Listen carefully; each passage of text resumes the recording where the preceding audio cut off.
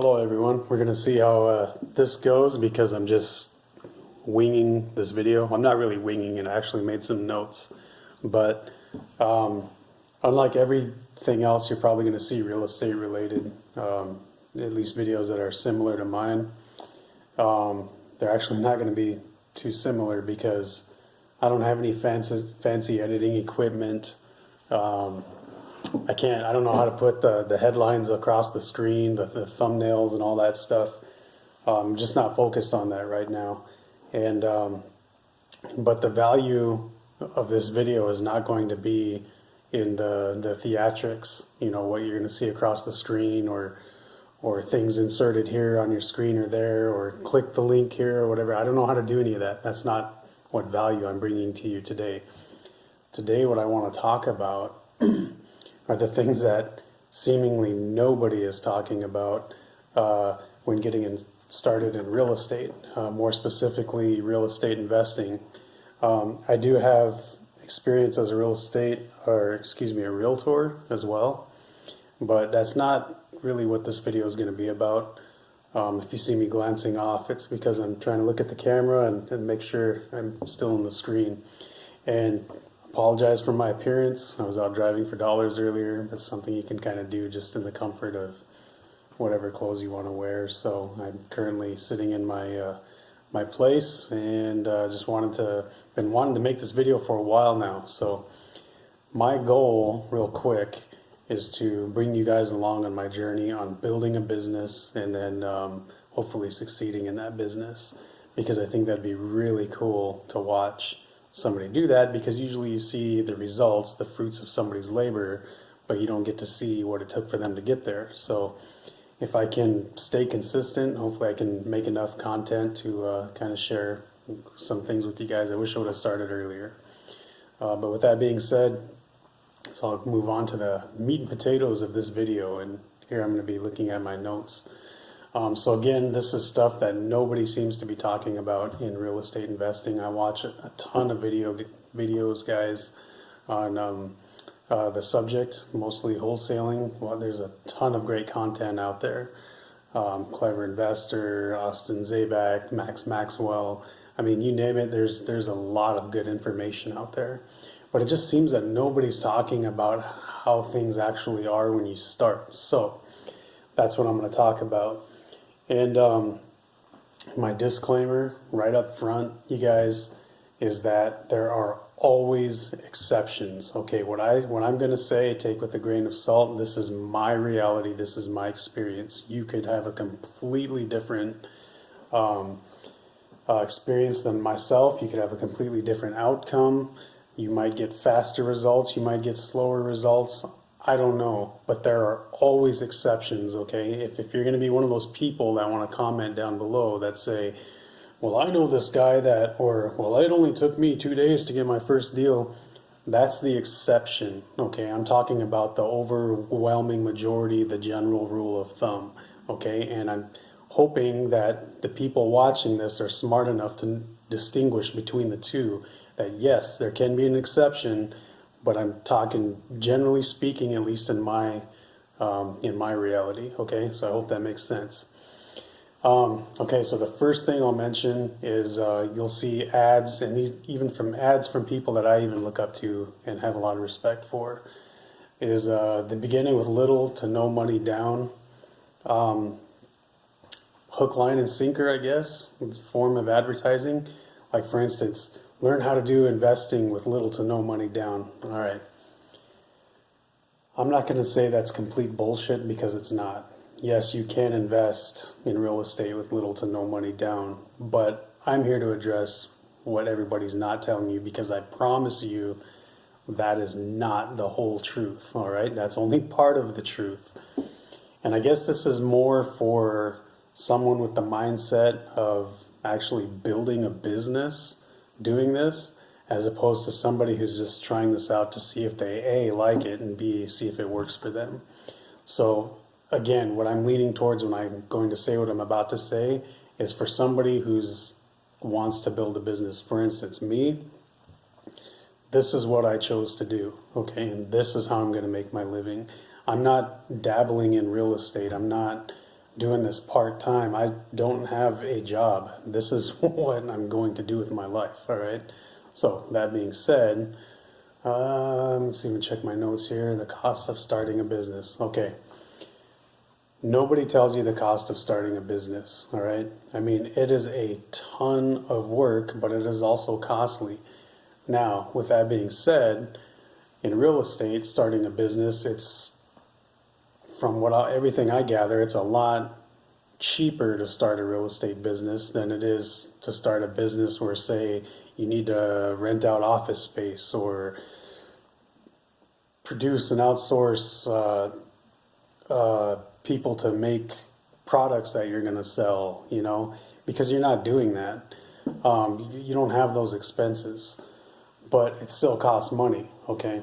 So for one, and again, this is for if you're going to start a business, for one, you want an LLC. You want legal protection. I don't know why you would not want that. You don't have to have an LLC, but if you're going to start a legitimate business, you want some kind of legal protection, okay? And an LLC, from everything I gather, is probably the cheapest way to go, all right? So there's that. And for me, I went through, was it LegalZoom? Yeah, LegalZoom.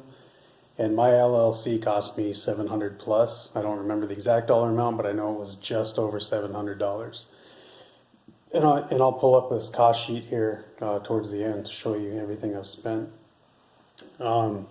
Everything, all the office supplies. Well, you don't have a real office, but I mean, like, okay, I'm gonna grab my camera here.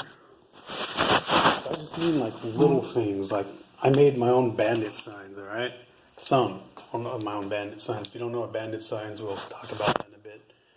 Just supplies, guys. I mean, the bandit signs themselves cost money. The supplies, I got me a printer here for the business because I print up. Well, here I'll show you what I print out. So again, supplies, guys. Just all the file cabinet, files, all this little stuff adds up. All right, but this is all my business-related stuff. So all the contracts printed out, ready to go, receipts.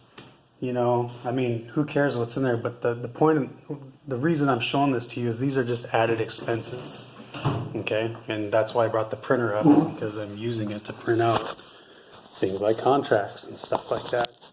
Now that's another, I did not put that in my notes, but I better bring that up while it's on my mind. Contracts. If you don't get, what I'm using is Clever Investors programs. I bought his training program and his CRM, his business program to like operate your whole business essentially. So with that, I got the legal contracts, which worked for me because he's local to here in Phoenix, which is where I'm at as well. So he had a local attorney draft these contracts, so I know they're good for me here. Okay, they may not pertain to somebody in like Pennsylvania or something because they might have different laws there. I don't know. So that's another thing to keep in mind. There's places you can get contracts online. I don't know exactly where because I got them with my program. But if you don't use those contracts or you don't, for some reason, don't have access to them, that's another expense. Hiring a lawyer to create contracts for you, okay? Who's telling you this stuff in their invest with little to no money down? I haven't seen anybody talk about this stuff, okay? So I'm giving you a heads up here. And we all know lawyers can be expensive. Again, I didn't use it, so use one, so I don't know how much, but they're not cheap. Let's see. Bandit signs. I've spent money on bandit signs. And I really do want to talk about bandit signs. So let's just go into that next. Bandit signs. What nobody's really bringing up is the amount of money it takes to market your service and to lead gen. And that is expensive. That's going to be your biggest expense after you get your business set up is marketing. And and it's expensive, guys. It seems like a lot goes a little ways, is what it seems like. But getting back to bandit signs, that's one way to market your services. It's one of the cheaper ways to do it. With that being said, about each sign costs just a little over $2. You get the corrugated plastic or whatever it's called, and then the stakes are separate. That's a separate cost, but together I believe they're just over $2 a sign. I bought in bulk 50 signs that are like generic print, already printed up. We buy houses, my phone number. So that was over $100 right there. I bought blank ones and made my own. And I don't recall how much those cost, but it was in the same neighborhood. I think they were just under $2 per sign plus with the post. But here's the thing about bandit signs that nobody's telling you. You guys, they get stolen. And it's such a shame, and it pisses me off so bad because some of those signs that I made myself, like each one took over an hour to do. You know, I drew my logo on there and whatnot. But I quit doing that because I very quickly learned that these signs are going to get stolen, and it's just not worth my time. I mean, if each one takes over an hour and I want 50 signs, well, that's a whole week's worth of work just making signs. Just didn't make sense. But yeah, they'll get knocked over. They'll get wet from sprinklers. They'll get, the wind could take them. And then people will either confiscate them, take them down. They don't want them on their property, even though you do your best not to, you're putting them on street corners, but technically like a bank may own the property up to the sidewalk and they may not want it on there. So there's that. I found signs of mine that were taken down and just left laying down. So I don't know if it's the business owners that are doing that or if it's other investors, but that's the thing. Some of these signs that are getting taken down and stolen are from, like, I don't know this because I didn't see it, but I'm pretty sure, I'm like 90+% sure that at least some of those signs are getting taken down by other investors, which is such a shitty thing to do, you guys. Like, those people should not be in this game. They have a mindset of scarcity, that there's not enough to go around. They think that taking your sign down will somehow help their business by process of elimination, but that's the completely wrong way to think about this. And again, if you have that mindset, you should not be in this business. Like, that's how you provide for your family, like, we're all in this together. Like, if you're thinking about doing stuff like that, then you shouldn't be in this business, just don't do that, guys. Like, that's terrible. But anyway, that's what people aren't telling you about bandit signs. They cost money. The first night I went and put out the 50+ signs that I had, I spent over 6 hours doing it. And what they recommend is that you put them out on Friday nights after 5 so that the city workers aren't around, then pick them up Sunday nights. And then that way you have the least amount of risk as far as them getting stolen or getting fined for having these bandit signs up. Plus, you guys, I mean, it's just kind of a courteous thing to do. You don't want to leave your signs up all over town. Nobody likes, that just doesn't look good. So it takes gas, driving 6 hours just to put them out one night, driving 5 hours to pick them up 2 nights later. That's a lot of gas. That's costs out of your pocket. Time, it's an easy job to do, but it is not fun, so there's the time, but yeah, they cost money, and you are going to lose them. They're going to get vandalized. Again, they're exposed to the elements, and people are going to steal them, and you're going to lose money on them. But they do work. Driving for dollars, same thing. It's going to require gas money and time. You can spend hours easily just driving different neighborhoods looking for distressed properties. So again, this is more like about the gas or the costs associated that people aren't talking about, but time is also a factor in there as well. Mail costs. another, from what I understand, highly effective lead source. I mean, it's a numbers game. You have to send out a whole lot to get a few.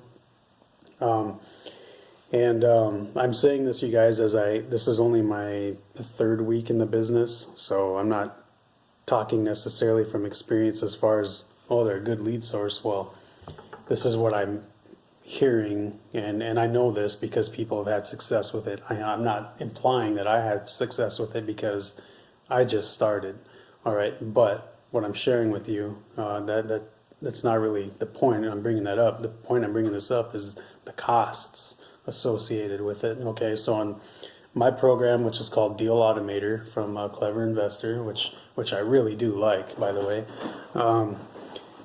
that will bring up different lists. And I'm not going to get into it all, but I can bring up like pre-foreclosure lists, high equity lists, absentee owner lists.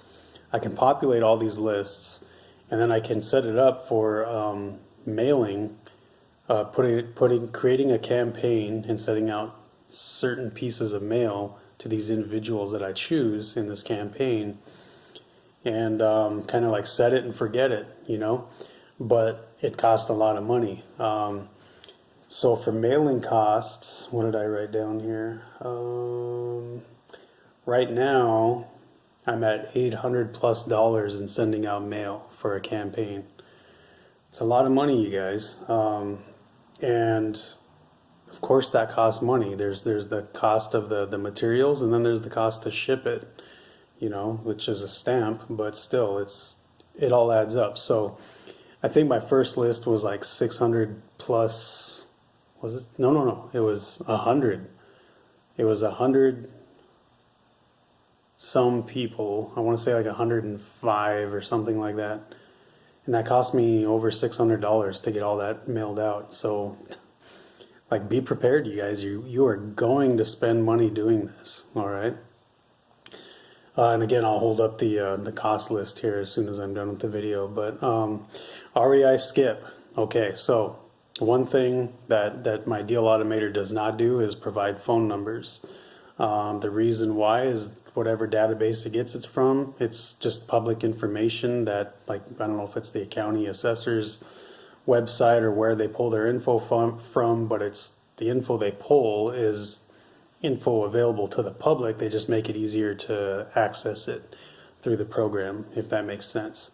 But a lot of these public information areas, whether it's through the state or whatever, they do not include the phone numbers, so you have to employ a company like REI Skip, that's the name of the company, to track down their phone numbers if you want to utilize cold calling as part of your marketing strategies. And I recommend that you do that, because that is an active way to go out and find leads, like you are being active about it. The other ways are active, like mailings and driving for dollars. But once you build campaigns, it's kind of passive in the sense that you send out mail and you're hoping for a response. You know, you're shooting a lot of information out there and hoping something comes in. Whereas cold calling, you're like actively pursuing these leads by trying to individually reach out to these people. So I hope you can distinguish the difference. But so the reason for REI Skip is that once you build a list, or you go out drive for dollars and you see people you want to contact, you submit the information in a certain format to REI Skip, and they're going to get as many of phone numbers as they can to as many contacts as they can from your list, and then get it back to you. I just did that yesterday. I'm still waiting for my list to be getting back to me. But yesterday I submitted 800+ contacts, and that cost me $286 and some change to do that. Okay, so just between direct mail and REI Skip, I'm over $1,000 right there in marketing alone, not including the bandit signs or the gas money to go up and do all this stuff. But real important note to make with REI Skip is I might submit 800+ contacts, but they're not going to be able to find them all. They may send me a list back of 400 or 500+ contacts, but you don't get refunded for the ones they couldn't find. And that's just the way it is. If anybody knows of anything different, you feel free to let me know, because if I can save money, I'd like to save money. But REI Skip is the company Max Maxwell recommended, so I went there. But okay, door knocking. All right, what does nobody tell you? What are people not telling you about door knocking? Well, the thing about what we do, guys, as wholesalers, is we're looking for rundown properties. You can wholesale anything, but depending on what buyers, your cash buyers you find to work with, they have a target range that they like to stay in. A lot of them like to stay in the lower range because that's where the biggest buying pool is. Like most of the people that are out buying houses, like the final end buyers, the biggest majority of those people are in the like 250,000 to less. So what does that mean? You have to pick up properties for 40, 60, $80,000, and you can kind of imagine the neighborhoods these are going to be in, these rundown properties. Now, I don't like categorizing this, but this is a fact. It's not my opinion. Lower income properties have higher crime rates. So I've never had this happen to me, but I've heard of it happening to people. But if you decide to go out and door knock, because that doesn't cost anything other than gas money and your time, you just have to be aware that worst case scenario, there may be a gun involved. Somebody may answer the door with a gun, which would be terrifying, So that's something to keep in mind. And you know what? I'm going to pause. I meant to say this up front. This video is not meant to discourage you from getting into real estate at all. It's not. I am very excited, very passionate, although I'm just starting out, but about this. The purpose of this video is just to give you a heads up of what to expect that nobody else is really telling you. So I hope you take that out of this. I'm not trying to talk you out of getting into real estate. I'm just giving you a heads up. Simple as that. Okay. Another thing about door knocking is dogs.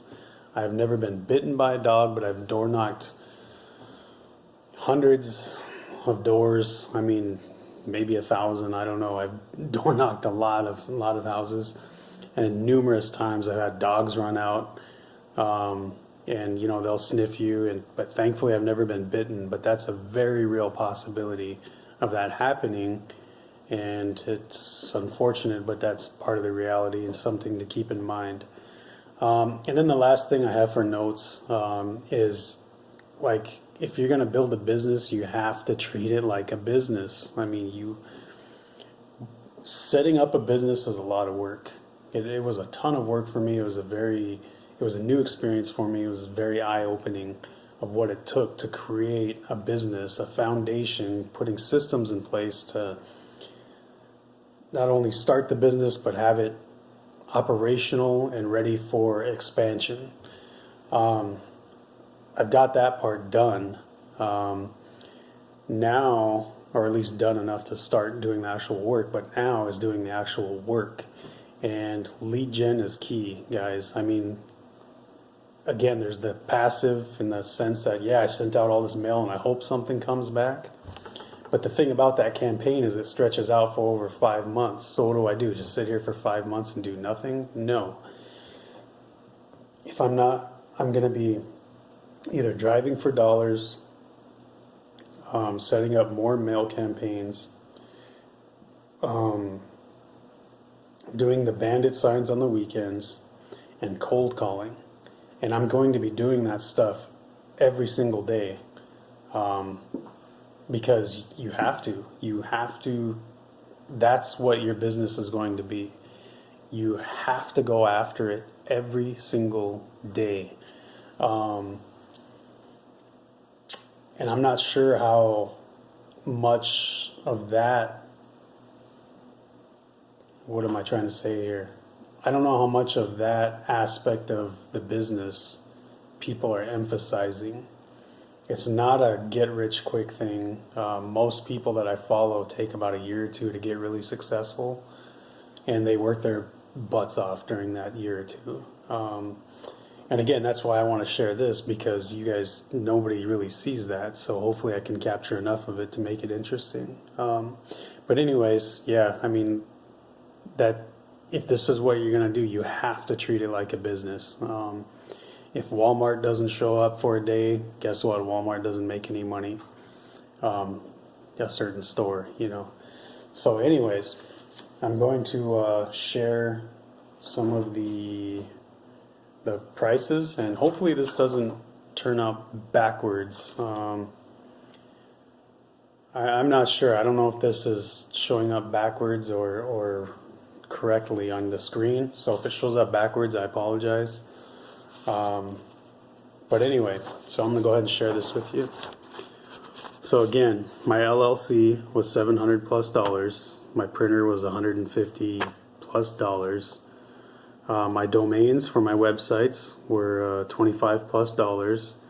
Now, if you don't go with something like the Deal Automator, where you just kind of pick and choose what you want, like a mail company, a sign company, a website company that makes websites for you, you try and make it all work at once, there's going to be a lot more cost involved. But Deal Automator just kind of does it under one roof, so to speak.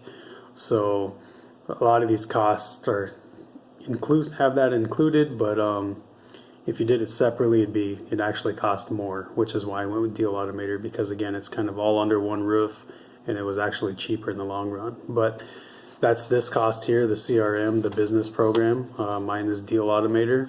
That cost me $1,000+. There are other ones out there, but some of them, they pretty much all do the same thing, but some of them are like $100 a month. So if I just did it for 1 year, it'd be more than this for lifetime access, which is another reason I chose Deal Automator. Bandit signs, currently I'm about $125 plus on spending on that, but I need to buy more because I've already had 20 stolen from me or lost. Direct mail, like I had mentioned earlier, I'd already spent $800 plus. REI Skip, for those 800 plus contacts, I paid $286 and some change. My business cards, I spent, what does that say, 75 plus.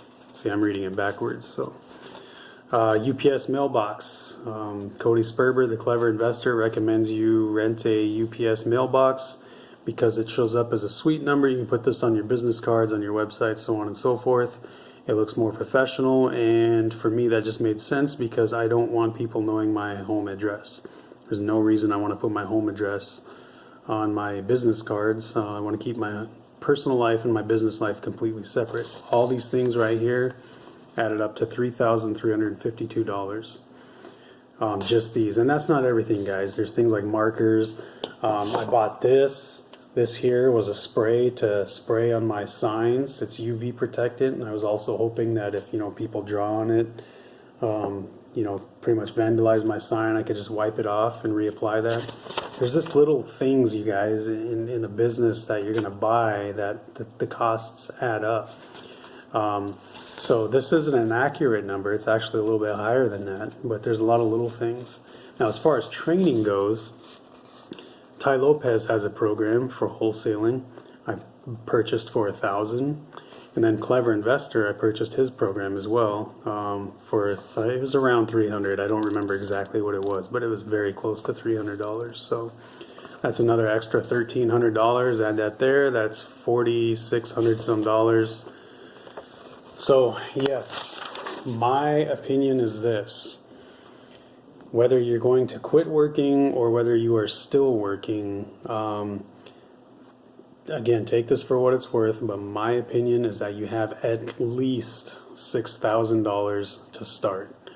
Just to start. Just, again, marketing is going to be your biggest expense. And it's going to be an ongoing expense. But to start, I think if you have $6,000, you're going to be okay, and you can build a legitimate business off of that budget. So I hope you guys found this useful. I don't know how many people will see it, if anybody will see it, but if you're thinking about starting a business, I know this could be of value to you because, again, these are the things that nobody talks about. If you go to any training seminars, whether it's a free seminar or you attend a webinar or whatever, whoever's doing it is going to try and upsell you something. Just be aware of that. I've been to Rich Dad Poor Dad seminars, the free seminars, and then they try and sell you on a 3-day seminar for like $500, which I've done twice, and I thought were really good, but they don't tell you everything you need to know to get started in investing, because after that 3-day seminar, then they try and sell you on classes that are $10,000 per class. Like for instance, for $10,000 you can take a wholesaling class.